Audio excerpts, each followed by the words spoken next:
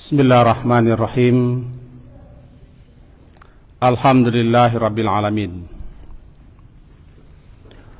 Wassalatu wassalamu ala Rasulillah wa ala alihi wa ashabihi ajmain. Melanjutkan pemahaman kita terhadap firman Allah Ta'ala, Surat An-Nur, surat yang ke-24,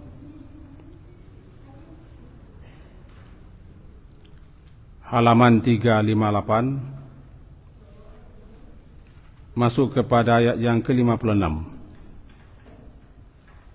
An-Nur, surat ke-24, halaman 357,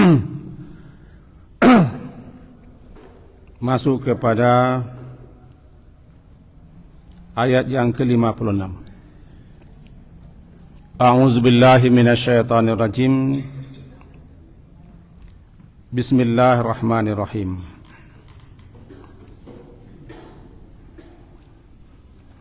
Wa aqimus salata wa atuz zakah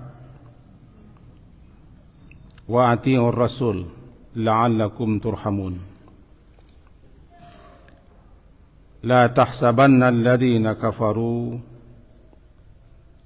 mu'jizina fil ard wa ma'wahumun nar wa labi'sal masir.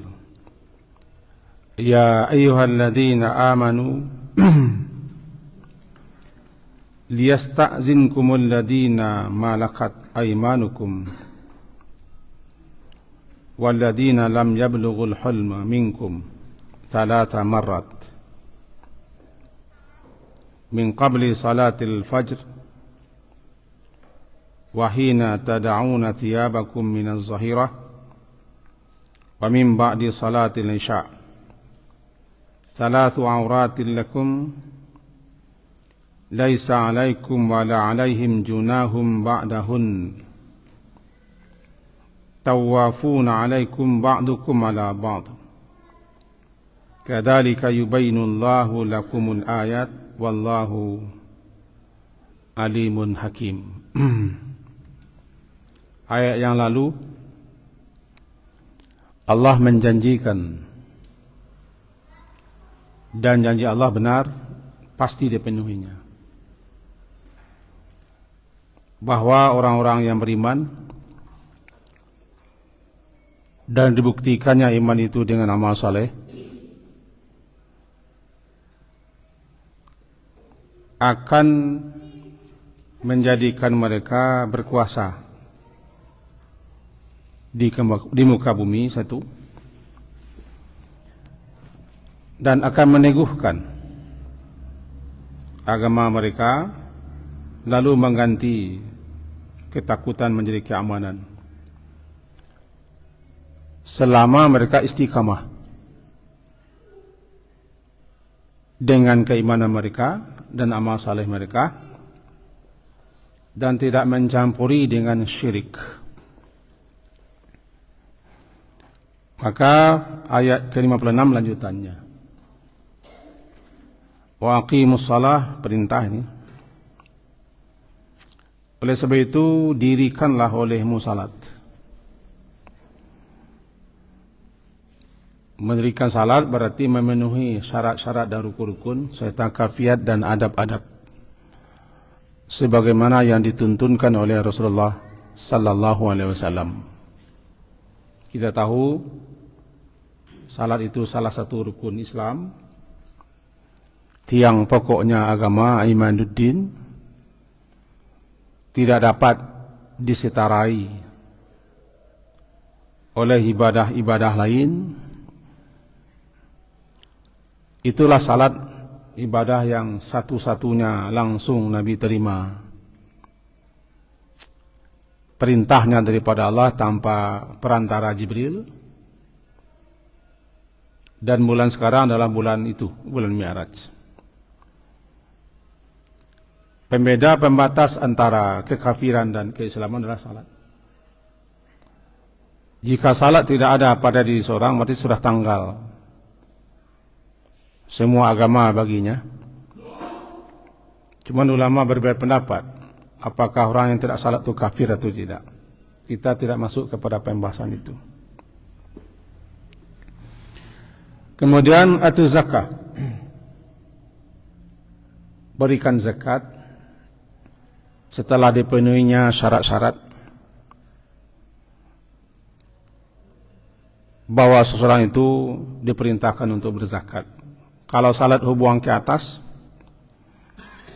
zakat adalah hubungan sesama kita. Bisa dikatakan hablum minallah wa hablum minan nas. Kemudian taati oleh kamu Rasul dengan melaksanakan apa saja yang dituntunkannya atau mengikuti sunnah-sunnahnya. Tentu setelah kita mempelajarinya, mengilmunya melalui para guru dan para ulama. Ujungnya la'allakum turhamun. Ujungnya kita pegang. La'allakum turhamun, ujung ke-56. Kalimat ini sering dipahami orang dengan mudah-mudahan atau semoga. Taraji namanya. Mudah-mudahan atau semoga. Tapi kalau daripada Allah, maka dikeluarkan daripada makna asalnya. Karena Allah tidak akan berharap dan tidak akan bermudah-mudahan kepada kita. Itu maka maknanya menjadi agar. Agar supaya kamu diberi rahmat, maka laksanakan ini. Tegakkan salat, tunaikan zakat, taati Rasul. Kalau itu sudah kamu lakukan, kamu akan dikurniai rahmatnya. Salah satu untuk meraih rahmat Allah adalah menguatkan hubungan kita dengan Allah melalui ibadah salat dan menguatkan hubungan kita dengan sesama dengan zakat. Laksanakan semuanya sesuai dengan tuntunan Rasulullah sallallahu alaihi wasallam, baru ujungnya turhamun, diberi rahmat. Rahmat di sini adalah rahmat khusus, karena rahmat terbagi dua. Pertama namanya rahmat ammah, rahmat umum. Yang kedua rahmat khassah, rahmat khusus. Yang disebut dengan rahmat umum adalah tidak satu pun makhluk Allah di alam semesta, tentu juga termasuk kita manusia, yang tidak memperoleh rahmatnya tanpa membeda-beda. Tiba di manusia, apakah dia muslim atau kafir, taat atau durhaka, saleh atau tidak, semuanya pasti mendapat rahmat, karena semuanya makhluk Allah. Namanya rahmat umum, ammah. Yang kedua adalah rahmat khusus, khassah. Rahmat khusus, rahmat spesial, yang tidak semua makhluk. Tiba di manusia, tidak semua manusia mendapat rahmat khusus. Apa contoh rahmat khusus? Seperti ini. Tegakkan salat, tunaikan zakat, taati Rasul dengan melaksanakan sunnahnya, diberi rahmat khusus. Bisa kelapangan hidup, keberkahan hidup, keridhaan, kenyamanan, ketenangan, dapat kebahagiaan dunia dan akhirat. Macam-macam rahmat khusus yang tidak semua manusia mendapatkannya. Ketenangan, keberkahan, ketentraman jiwa tidak semua dapat. Mengerti, paham, tahu untuk apa kita hidup, apa yang mesti kita lakukan dalam hidup, kemana kita setelah hidup ini, dan apa yang mesti kita lakukan untuk persiapan setelah hidup. Tidak semua orang dapat rahmat itu. Bahkan duduk di masjid, ta'lim, mendengarkan ayat Allah, tidak semua orang. Walaupun dia tahu, orang mengupas, orang mempelajari ayat Allah, sunnah Rasulullah, dia tahu, tapi dia tidak mau, dia tidak dapat rahmat. Sekarang malaikat-malaikat mengelilingi, malaikat-malaikat spesial mencari tempat di mana orang duduk-duduk di rumah Allah, mempelajari ayat Allah. Mereka akan dikelilingi oleh mereka dan akan diliputi oleh rahmat Allah. Rahmatnya rahmat khusus.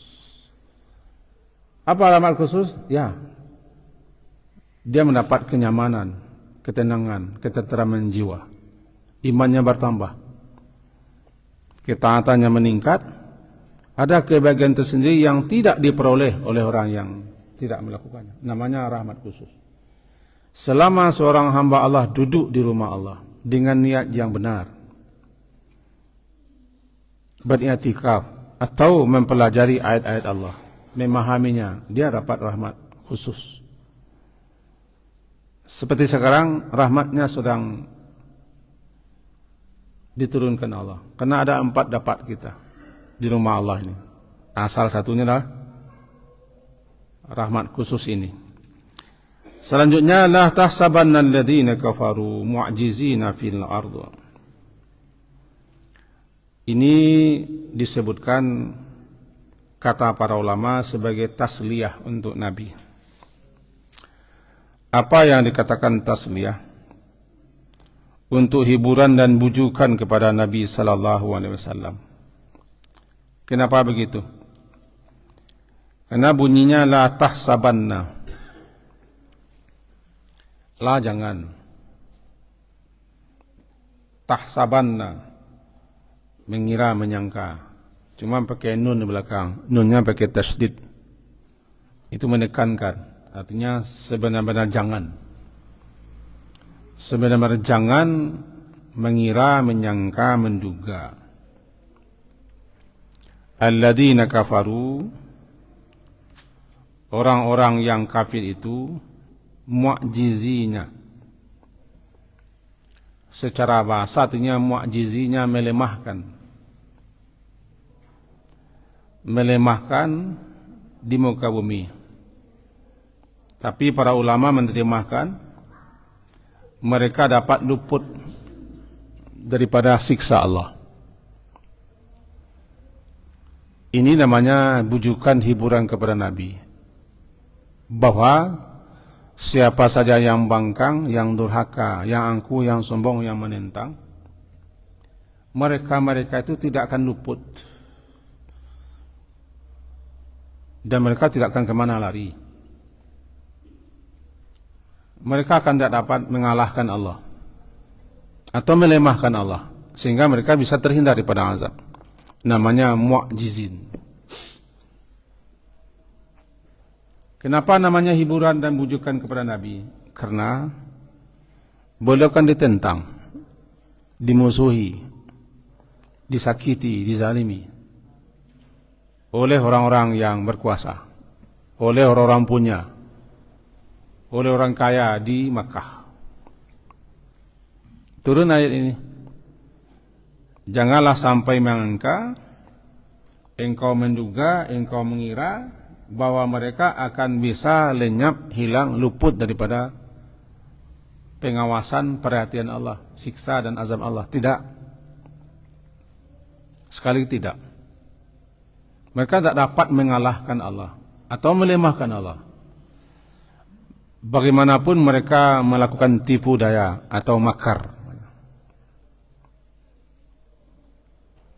Yo kalau bahasa orang awak, no lama lambe kan nambusuak ko babawon jo.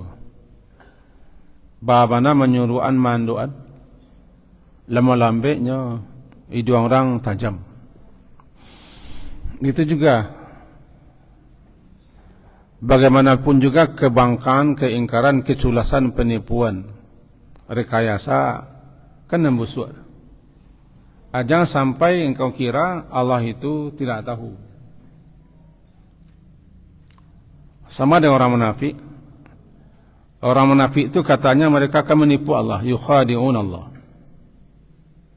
Mereka menipu Allah. Kenapa? Anggapan mereka, perbuatan mereka pura-pura diselimuti dengan mengaku beriman, dengan bergaul dengan orang muslim, duduk di majlis Rasulullah, bahkan mereka juga ikut salat, padahal mereka musuh Islam, anti Islam. Mereka kira perbuatan itu dapat luput daripada perhatian Allah, pengawasan Allah. Tidak, sama sekali tidak. Mereka tidak dapat melakukan pelemahan kepada Allah. Yang bisa dilemahkan itu manusia. Kalau istilah manusia kan melemahkan hukum namanya. Melemahkan KPK misalnya. Atau melemahkan demokrasi, itu bisa manusia. Tapi Allah jangan bisa dilemahkan. Mu'jizina, mereka bisa mampu melemahkan aturan Allah, kekuasaan Allah. Tidak. Jadi wala tahsabanna, la tahsabanna, jangan tahsabu engkau mengira menyangka. Pakai nut. Janganlah engkau sebenarnya jangan juga mengira menyangka orang-orang yang kafir itu dapat melemahkan Allah di muka bumi, artinya dapat lepas, luput, terhindar daripada pengetahuan Allah, penyaksian Allah, peliputan Allah, sehingga mereka terhindar daripada azab dan sisa. Jawabannya tidak. Jangan engkau sangka demikian. Kalau dalam surah Ibrahim dikatakan la tahsabannallaha ghafil. Jangan engkau mengira Allah itu lalai. Jawabannya tidak. Jangan nyangka Allah itu lengah. Cuman dibiarkan sementara waktu. Istilahnya namanya istidraj. Istidraj. Apa istidraj? Membiarkan mereka bergelimang sementara waktu dengan kesenangan, kekuasaan, kekayaan, kekuatan, atau dengan segala macam apa yang mereka banggakan. Sementara mereka angkuh, sombong, durhaka, lalim, zalim, otoriter.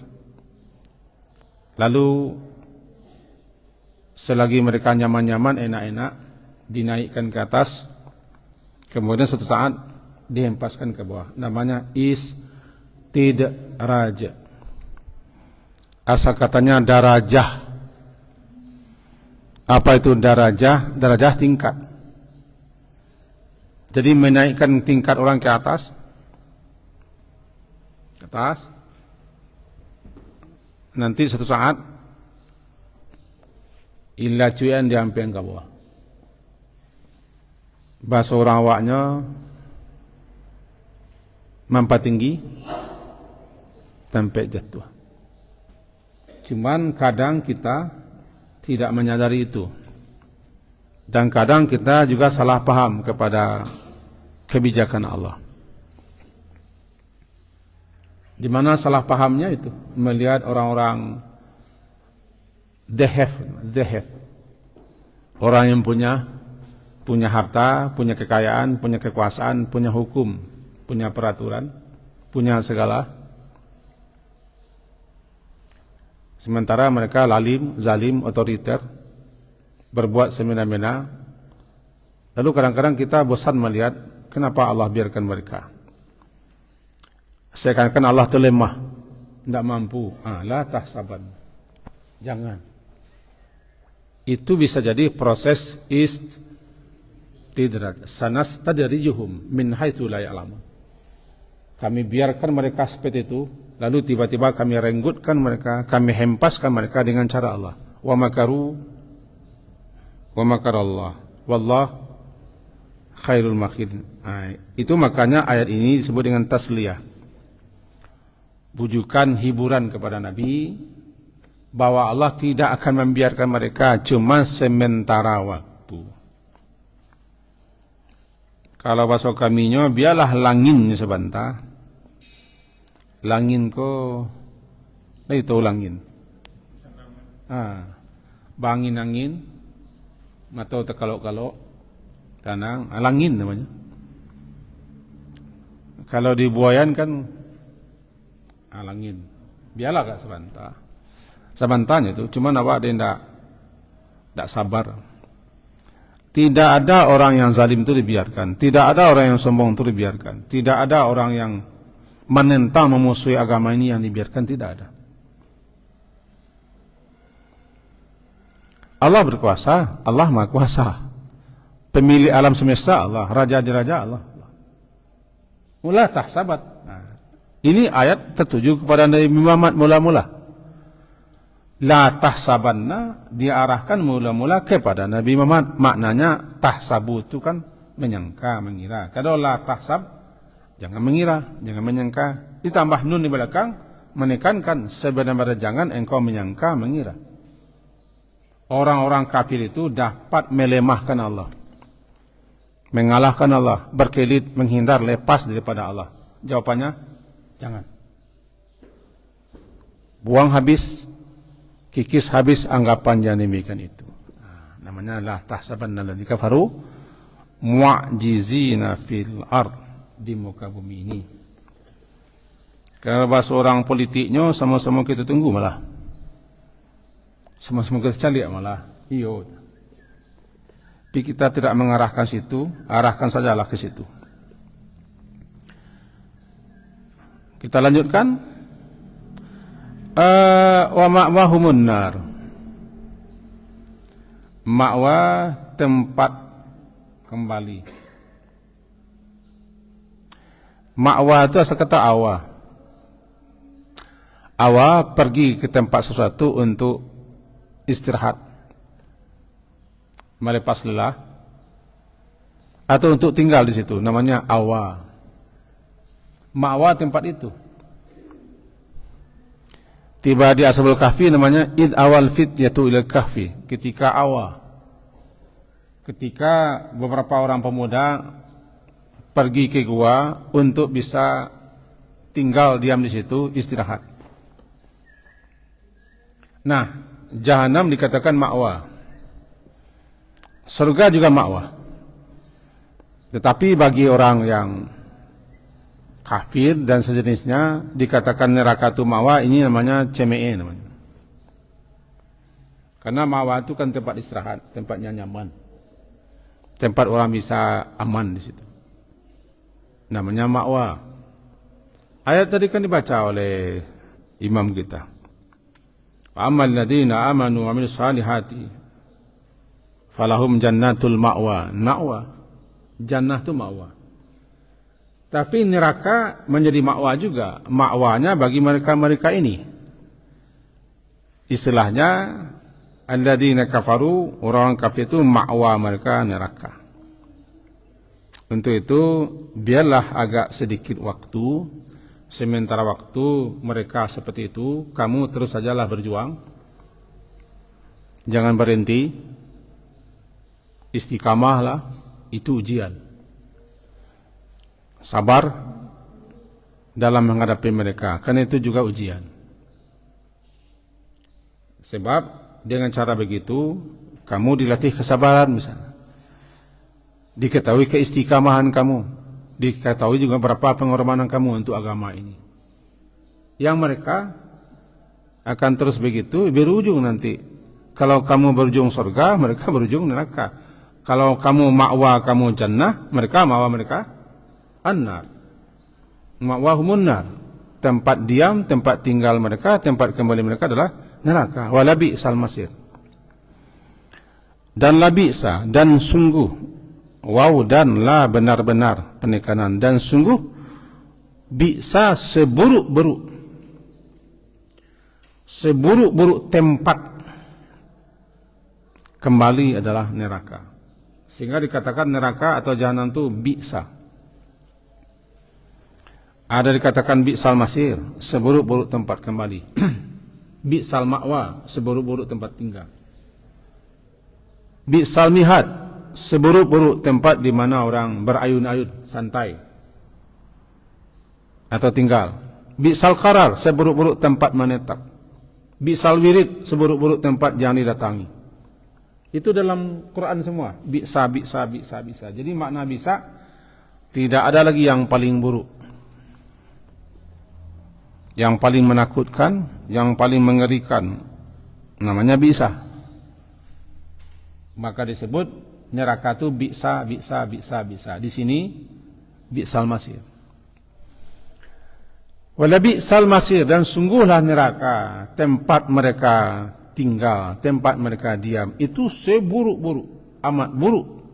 Seburuk-buruk tempat masir adalah neraka. Untuk siapa? Alladzina kafaru. Untuk orang-orang yang kafir, yang meneruskan kekafiran mereka, memusuhi kebenaran, menentang untuk menerima keimanan. Tetapi mereka ini kadang-kadang nampaknya senang dari dunia. Sudah kafir, bangkang, menentang, tapi senang, nyaman. Itu nampak di kita. Tiba saatnya balapianya, tiba saatnya putih lah layang, tiba jalan baik. Untuk itu sabarlah. Itu maka disuruh sabar, fasbir, sabarlah. Kalau dalam ayat yang dibaca tadi juga oleh imam kita, kalau kita simak, surah Al-Insan di rakaat kedua, fasbir li hukmi rabbika. Sabarlah dalam menjalani, melalui ketetapan Tuhanmu. Ketetapan yang sudah ditetapkan di alam sana, bahwa nanti akan ada orang kafir, ada yang menentang, ada yang musuhi, ada yang memerangi, ada yang lalim, ada yang zalim, ada yang otoriter, ada yang semena-mena. Itu namanya hukmu. Fasbir, maka bersabarlah engkau umat li hukmi rabbika, untuk melalui, melaksanakan, menjalani ketetapan itu. Karena Allah sudah menetapkan dua, sepasang-sepasang. Kalau ada muslim, ada kafir. Ada taat, ada maksiat. Sebagaimana ada siang, ada malam. Begitu. Yang penting engkau sabar. Ini ujung ayat yang ke-57. Setelah ayat yang lalu itu, bermula daripada janji Allah kepada orang beriman, beramal saleh, orang yang taat, mereka akan, Allah berikan kepada mereka kekuasaan di muka bumi. Kapan kita tidak tahu. Allah akan memantapkan, meneguhkan agama mereka di hati mereka, dan akan ganti ketakutan dengan keamanan. Maka tetaplah beribadah kepada Allah, tegakkan salat, tunaikan zakat, taati Rasul. Dan sementara waktu biarlah mereka begitu. Sementara waktu, jangan engkau duga mereka akan seterusnya begitu. Tidak, hanya cobaan dan ujian. Satu saat mereka akan dihempaskan. Paling tidak nanti di akhirat akan dimasukkan ke neraka. Sekarang beralih ayat ini kepada ayat berikutnya. Beralih pula ceritanya. Ini masalah rumah tangga. Itu tadi masalah berhadapan dengan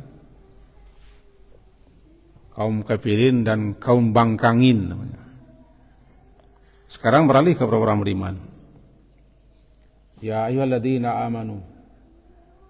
Perlu kita ingat dalam Al-Quran itu banyak terulang ya ayyuhalladzina amanu. Sekitar 78-an lebih kurang. Ya ayyuhalladzina amanu, ya ayyuhalladzina amanu, ya ayyuhalladzina amanu. Ini namanya panggilan khusus. Karena tidak semua orang yang dipanggil. Kalau semua manusia yang dipanggil namanya ya ayyuhan nas. Wahai sekalian manusia.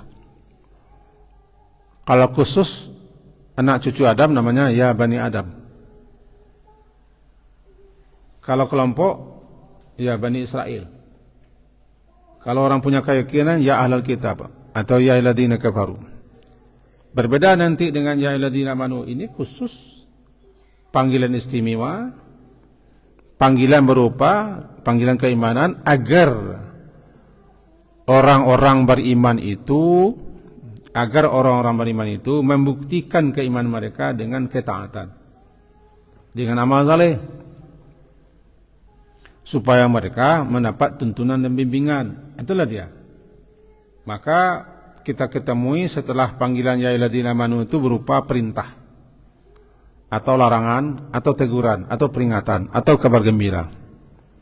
Jadi kalau kita singkap, kita buka ayat-ayat yang didahului dengan panggilan kepada orang beriman, yaitu ya ayyuhalladzina amanu, isinya begitu. Ada yang perintah, ada yang larangan, ada yang teguran, ada yang peringatan, ada yang kabar gembira. Ada juga isinya tuntunan dan pedoman. Tidak lain tidak bukan supaya orang beriman itu mendapat petunjuk kebahagiaan dunia dan akhirat. Di sini isinya adalah seruan kepada orang beriman agar orang beriman itu terjaga, terpelihara dalam kehidupan rumah tangga. Apa itu? Wahai sekalian orang beriman, liyasta'zinkumul ladina malakat aymanukum walladzi lam yablughul hulma minkum 3 marrat. Begini, Islam itu juga menghormati dan mengajar kita untuk menghormati privasi, hak pribadi orang. Di mana ada saat-saat, momen-momen, waktu-waktu, keadaan-keadaan tertentu orang tidak boleh diganggu.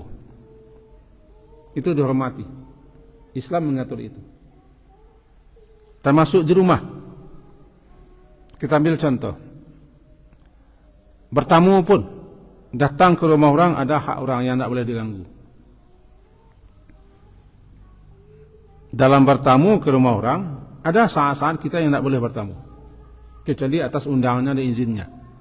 Karena saat itu waktunya, waktu pribadi atau waktu keluarga.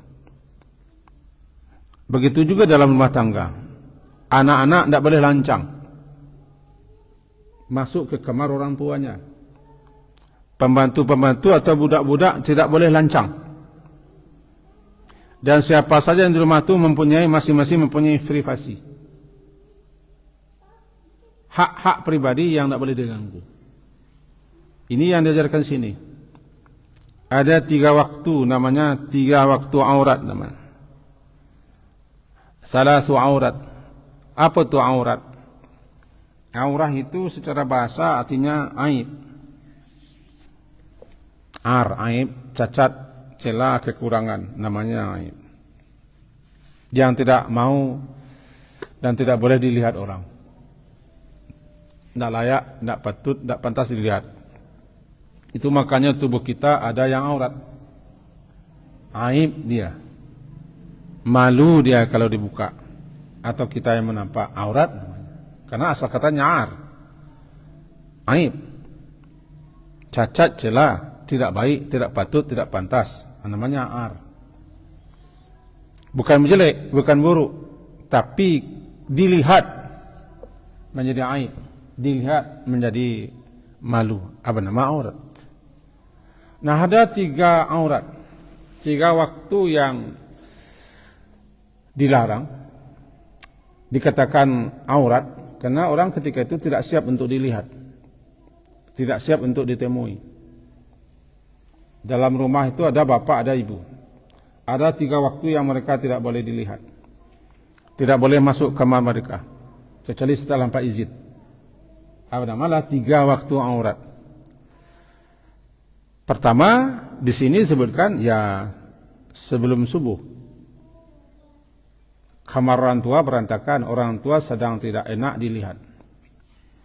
Pakaian mereka, barangkali pakaian mereka belum beres. Mereka bangun tidur. Anak kecil yang belum balik, tetapi sudah tahu dengan lawan jenis, dia tidak boleh lancang masuk ke rumah, ke kamar orang tuanya, harus izin. Budak-budak juga. Tapi kita harus bedakan antara budak dengan pelayan. Budak di zaman dahulu adalah orang yang di bawah pelayan. Mereka tidak merdeka. Mereka milik yang punya. Mereka bekerja 100% untuk tuannya. Mereka dibeli, boleh dijual, boleh harga, itu budak. Nah, budak-budak dan juga anak-anak kecil yang belum tahu dengan lawan jenis. Kalau anak sekarang kan sudah jauh lebih cepat. Cepat apa mereka kenal dengan lawan jenis karena media. Maka dikatakan sini liyasta'zin. Wahai orang-orang yang beriman, liyasta'zin, hendaklah meminta izin. Yasta'zin itu minta izin. Hendaklah atau hendaklah yasta'zin, meminta izin kepada kamu. Satu, alladzina malakat aimanukum, budak-budak yang kamu miliki.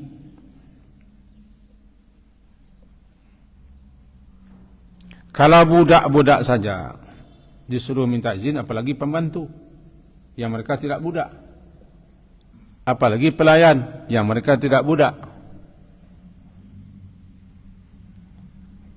Dan juga walladzina lam yablughul hulma,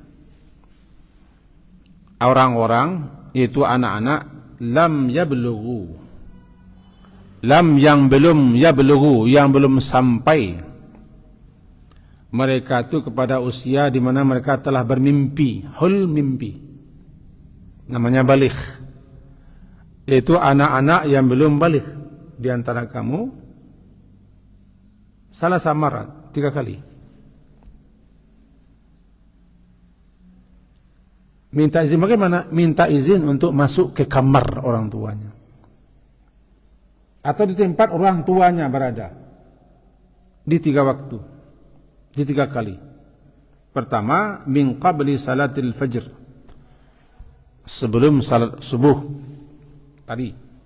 Nggak boleh anak langsung masuk, kecuali anak kecil. Anak kecil, dia belum tahu apa-apa. Tapi kalau anak itu sudah SD, dia harus minta izin. Karena anak SD sudah cerdik sekarang. Kadang-kadang yang ditontonnya melebihi apa yang ditonton oleh orang dewasa. Mereka lebih pintar main HP daripada kita. Walaupun belum balik. Karena di sini masalah lam yablughul hulm. Lam yang belum lagi mereka mencapai usia balik. Hul, mimpi, yang mereka belum mimpi dengan lawan jenis, sehingga belum balik. Minta izin. Anak-anak sebesar ini kadang-kadang mereka sudah pintar. Kalau mereka masuk ke kamar orang tua sebelum subuh, tokok pintu, minta izin, ajari itu. Karena kondisi orang tua tidak boleh dilihat. Apakah anak perempuan atau anak laki-laki. Tiba-tiba anak laki, kondisi ibunya belum bisa dilihat, dia bangun tidur, pakaiannya tidak rapi, kamarnya tidak beres. Atau anak perempuan, dia ingin menemui ayahnya. Anak perempuan dekat kepada ayah, anak laki dekat kepada ibu, kata orang. Ada 3 waktu tidak boleh. Kalau mereka sudah hampir mendekati usia balik dan mereka sudah mengerti dengan lawan jenisnya, minta izinnya. Yang kedua waktunya kita potong saja. Hina tada'una thiyabakum, ketika kamu menanggalkan pakaian kamu di waktu zuhur, artinya ketika siang hari. Itu ketika kamu tada'una, membuka, menanggalkan, siap tu pakaianmu, itu pakaian luar. Itu minaz zahira, di waktu siang. Kapan itu? Di tengah hari. Karena tengah hari itu waktu istirahat, orang pulang kerja. Bahkan di tengah hari itu disebut dengan kailulah. Kailulah, istirahat siang. Malahan disunahkan kita tidur siang. Kapan waktunya? Banyak ulama menyebutkan setelah zuhur. Setelah zuhur, waktu orang masuk kamar membuka baju untuk istirahat. Dan siapa yang ingin istirahat, tidur sejenak untuk mengamalkan sunnah Nabi, berpahala dia. Dan itu waktu kailulah, waktu tidur siang. Waktu orang tidak mau diganggu. Termasuk ketika itu orang bertamu. Tidak boleh bertamu ke rumah orang ketika sudah zuhur itu, kecuali dia yang mengundang. Dia lelah, dia penat, dia pulang kerja, nyuka makan bagai, nyuka ganti pakaian, akitulah. Sekali-kali halah toko. Nak buka orang pintu, abangi kurang. Kita yang bertamu yang salah. Karena kita masuk bertamu ke rumah orang di waktu orang tidak siap. Sedangkan anaknya saja tidak boleh masuk kamar, apalagi kita yang datang bertamu. 2. Yang ketiga, malam, min ba'di salatil isya, setelah salat Isya malam. Malam orang sudah jelas kita akan tidur. Pakaian sudah mulai dibuka-buka, bahkan pakaian kita sudah berubah menjadi pakaian tidur malahan. Kalau anak masuk kamar minta izin, sudah Isya. Anak yang tadi ya, anak yang sudah selepas masa balita, hampir masuk usia balik dan mereka sudah mengerti. Ajari mereka minta izin. Ajari. Itu aturannya, hai orang beriman. Agar kamu mengetahui dan memberitahu kepada anak. Itulah namanya salasu auratil lakum. Salas, 3 aurat namanya. Itulah 3 aurat, 3 waktu yang kamu ketika itu tidak ingin diganggu, tidak ingin dilihat. Dikatakan aurat itulah waktu di mana kamu tidak nyaman untuk dilihat, untuk diperhatikan, untuk bertemu juga. Badan sudah lelah. Bahkan ketika itu menelepon pun tidak boleh, HP pun tidak boleh. Kenapa? Dulu kan ada HP. Nah, dikiaskan saja. Orang ingin istirahat. Orang ingin ganti pakaian dan segala macam. 3. Namanya salasu auratil lakum laisa alaikum, dan tidak ada atas kamu wala alaihim, dan tidak juga atas mereka junah, suatu dosa, suatu salahnya ba'dahunna, di luar waktu 3 itu. Di luar waktu 3 itu anak-anak kita bebas menemui kita ke kamar. Karena waktu-waktu selain yang 3 ini adalah waktu yang tidak aurat, bukan waktu privasi. Termasuk budak-budak, bukan pelayannya, budak-budak karena tawafuna alaikum, mereka selalu berkeliling-keliling melayani kamu. Anak-anak selalu berkeliling mondar-mandir menemui orang tuanya. Budak-budak juga. Tetapi mereka harus menghormati di waktu. Ba'dukum ala ba'din, sebagian kamu atas sebagian yang lain. Begitu juga kita tuannya, kita orang tuanya. Di waktu-waktu itu orang tidak ingin diganggu. Kalau anak punya kamar khusus, di waktu itu anak juga ingin istirahat. Kalau budak pembantu juga punya tempat, itu waktu juga yang harus dihormati. Biasanya kan tuan yang dicari, orang tua yang dicari. Jarang orang tua yang mengunjungi anaknya, atau jarang nanti tuan yang mencari pelayannya. Itu makanya disebut. Maka disebut itu waktu kamu. Sebenarnya juga kita, orang tua tidak boleh mengganggu waktu-waktu di mana anak, waktu itu waktu privasinya. Kita ringkas saja. Kadzalika yubayyinullahu lakum, demikian seperti itulah Allah menjelaskan sejelas-jelasnya untuk kamu wahai orang-orang beriman ayat-ayatnya sebagai tuntunan, pedoman dan petunjuk untukmu. Wallahu alimun hakim. Allah tu maha